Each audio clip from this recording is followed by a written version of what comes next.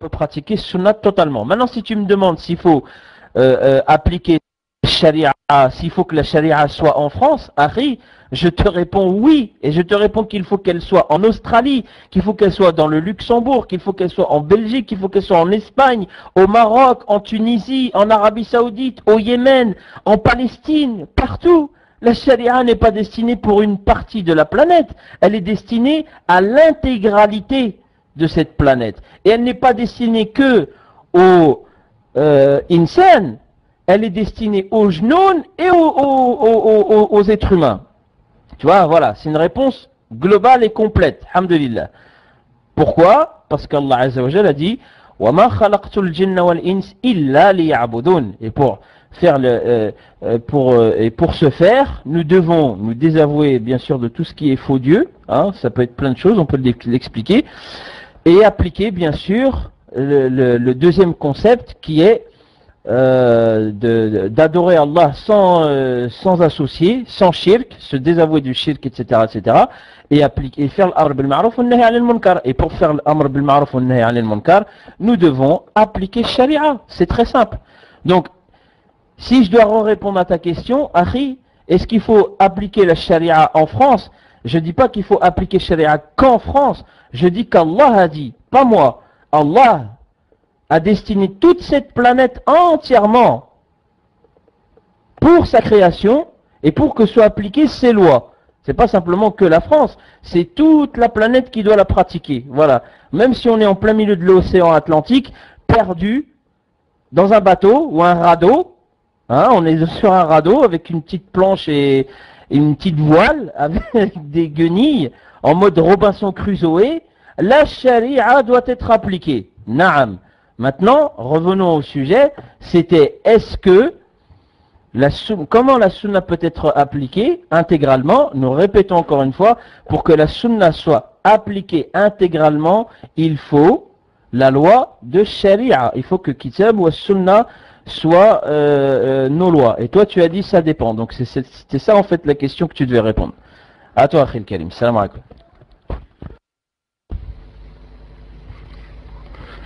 On est d'accord. Bon, on est dans le vif du sujet, là, on est en plein dedans. Hein. Bon, d'accord. Donc maintenant, et pour ceux qui ne peuvent pas appliquer la charia complètement, leur amal n'est pas accepté, leur religion elle n'est pas acceptée. C'est une question. Pour ceux qui ne peuvent pas appliquer la charia complètement, est-ce que leur amal est accepté oui ou non? Parce que au temps du prophète, à la Mecque, sallallahu alayhi wa sallam, à la Mecque, les compagnons, ils ne pouvaient pas appliquer leur religion. On est d'accord? Parce qu'ils étaient tués.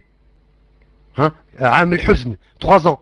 Ils les ont excommuniés de la Mecque, hein? Et ils mouraient de faim, et ils souffraient, hein? Dans la montagne. Bon, qu'est-ce qu'il leur a dit, Rasul sallallahu alayhi wa sallam? Idhabu ila al-Habash, fa inna biha malikun la yudlamu indahu ahad. Allez en Éthiopie. Là-bas, il y a un roi juste qui n'oppresse personne dans son pays. Et ce roi-là était chrétien. Comment on explique que le prophète sallam, il envoie des croyants musulmans qui habitaient la Mecque, il les envoie en Éthiopie où il y a un roi chrétien, où ils appliquent la charia des chrétiens? Voilà, question. C'est une question à rien. Voilà. Après, c'est une question, c'est pas un parti pris, hein. C'est une question.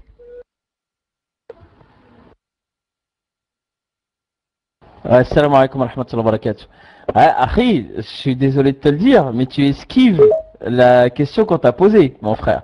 Tu nous as dit ça dépend, et nous on attendait à plusieurs reprises ta réponse. On n'est pas dans un combat de, tu vois, machin, hein. Il peut y avoir, bien sûr, on trouve, alhamdulillah, mais là on n'a pas eu de réponse. Maintenant, si tu veux que je réponde, moi, à une autre question, c'est une autre question, c'est est-ce que les Sahaba radiyallahu anhum, quand ils étaient à la Mecque, non mais non, soyez pas méchants, barakallahu fikum. C'est un débat entre musulmans, on respecte subhanallah les musulmans, et on demande à Allah Azza wa Jal qu'on fasse partie de cette ta'ifa mansoura, Inch'Allah. Donc il faut avoir quand même un comportement propre, Inch'Allah. Nettoyez, barakallahu fikum, nettoyez, jazakumullahu khairan.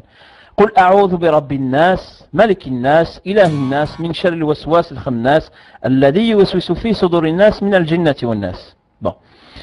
Donc, à l'époque de la Mecque, où les Sahaba radiallahu anhum ne pouvaient pas appliquer la sharia, parce qu'il y avait, subhanallah al-adim, des associateurs, et que ces associateurs étaient majoritaires, Akhil Karim, Allah yajzik bi khir, hafidak Allah, qu'Allah azza wa jal, il te donne la lumière. Allahumma zidna ilman wal hikma, ajma'in. Ana wa iyak wa ajmi' al-muslimin fi hadi al-ghurfa.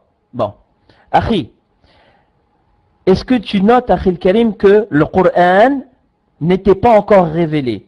Les 23 années dans lesquelles le prophète sallallahu alayhi wa sallam a pris le temps de recevoir 114 sourates, dont 109 versets font partie des abrogés abrogeants.